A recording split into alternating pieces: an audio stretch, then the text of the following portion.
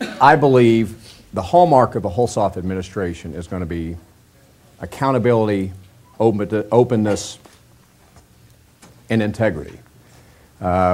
We would resolve the lawsuit. It's difficult because not knowing where the lawsuit would occur. I will tell you that I do think that official correspondence in the course of being a chief executive is disclosable. I'm not sure, all the special nuances of that lawsuit, but let me talk about, more importantly, integrity in government.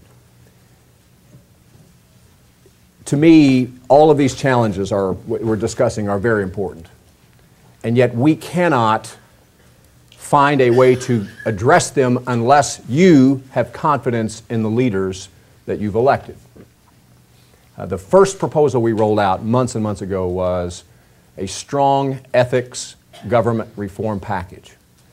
Ending conflicts of interest, for instance. Allowing the second injury fund to be sued by lawyers and the lawyers giving money to the Attorney General. Or the Missouri Housing Development Commission awarding affordable housing. See Ms. Monty here, 35 cents out of the dollar going to actually construction, which that's a problem, but allowing the political influence of those that sit on the commission awarding those projects. We're going to have ethics laws that are above the pale and will ultimately resolve that lawsuit, whatever the state the lawsuit is at the time that I take office. Andy Fickenstadt. When I'm governor, I'll say here, and I'll give them the backup tapes that are wanted, and I'll say, you make sure you don't disclose anything from there that shouldn't be disclosed, because no doubt the backup tapes have private information along with publicly disclosable documents. Back in July, I gave an interview to the local Columbia, Missourian newspaper. And in there, I talked about an open government and how I'd love to run the governor's office and lead by example and hope it trickles down into the other statewide offices. And that is, at the end of every day, post every single document that the office created for all to view. Google, I'm sure, will decide to index them, and that'll make them very searchable by anyone. Then anyone who wants to will know whether it's worth their while to file a Sunshine Act request or Freedom of Information Act request to get the documents themselves in some sort of certified fashion. That would be my solution to keeping an open and ethical government from the start. Jay Nixon. The public paid for the people typing. The people paid for the people putting it in a computer. It's the people's information. When I'm elected your governor, we will release the information so that it can be reviewed in a public fashion. We will not continue this insanity of claiming absolute privilege to communications in a government office. Obviously, it is important to do that. It's vital to do that. It has cast a cloud over the operations of business in St. Louis, in Jeff City, and it needs to be opened up and released. It's just that simple. We don't need to be paying 5 or 6 law firms to fight for the governor to hide what is communication between he and his members of staff. I've personally turned over hundreds and hundreds, if not thousands, of emails from Sunshine Law requests myself in my office. We do the public's work, and the same should be true of the government. It's the public's information. It is not privately held absolute privilege information. But when you talk about ethics, the first thing we need to get started on is making sure that we reinstitute campaign contribution limits. My opponent has supported getting rid of all contribution limits so that million-dollar checks can come flying into state rep candidates all over the place. I personally supported what 74% of the people in Missouri passed, and I personally argued the United States Supreme Court upholding those limits. We want to talk about ethics reforms? How about real, enforceable campaign contribution limits again here in the state of Missouri? Gregory Thompson. Well, first of all, I'd resolve the case justly in some way. I will return morality and accountability back to the office of the governor. It's sad that here we are in 2008, over 230 years after the Declaration of Independence. We stand here after the Revolution, and we're still talking about ethics, integrity, and accountability in the office of our leaders. Sunshine Law has to be there so that everything that I would do, you can see.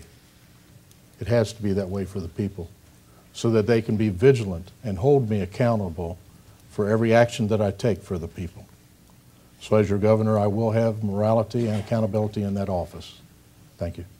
The topic of campaign contribution limits and reinstating them was raised as part of that answer. I'm going to allow a 1-minute rebuttal time on this one. Kenny Halshoff, you're first. Thank you, David, because it was at one of the first Missouri Press Associations when this issue came up.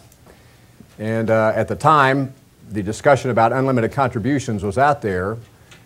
And what I said was, I think the other system was a sham to have pass-through committees and shadowy figures and all of that, and that certainly that this fully disclosed campaign unlimited contributions is better than the other system. But I also then put in my ethics proposal campaign limits, and I adhere to that proposal that I put forward. The point is that you have to have confidence in the integrity of your government.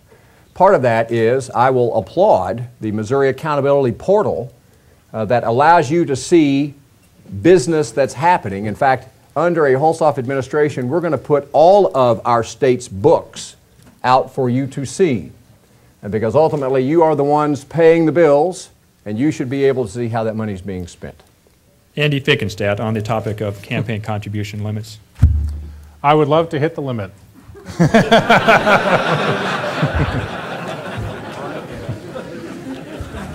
I really have nothing to say because, of course, as libertarians, we struggle every day trying to have enough money to pay the bills and to put out our first TV ad in the state of Missouri. So there you go. Jay Nixon. We are not so blessed as our opponents. Go ahead, Jay. I mean, in all due deference and respect to my opponent, he doesn't get it both ways. I mean, that's maybe the way they work in Washington, where you can come to Missouri and you could say you're for contribution limits, but he said he'd sign the bill with no limits in it. He said he would. He doesn't get the opportunity to stand here in front of you and say he supports limits when he said that he would sign the bill ending campaign limits. Then he said that the problem with that bill was the pass-through of committees, and recently has passed hundreds of thousands of dollars even after the limits are off through those very committees. That may be the way they work in Washington, but in Jeff City and Missouri, that's not the doublespeak that we operate under. Gregory Thompson, the topic of campaign contribution limits. Well, I somewhat suffer by the same thing Andy was talking about. But I think we need to, if we want the best person, is that what we're after? The best person for governor? I think we need to open up our systems so that that's what we get. We know that we have not been getting that through the two-party system. So whatever, if there's ever a time when people can be before the media, before the people in any venue, it needs to be so that all of the people can, so that you can decide who's going to protect us best, who's going to best serve the needs of the people. That's what you want. Okay.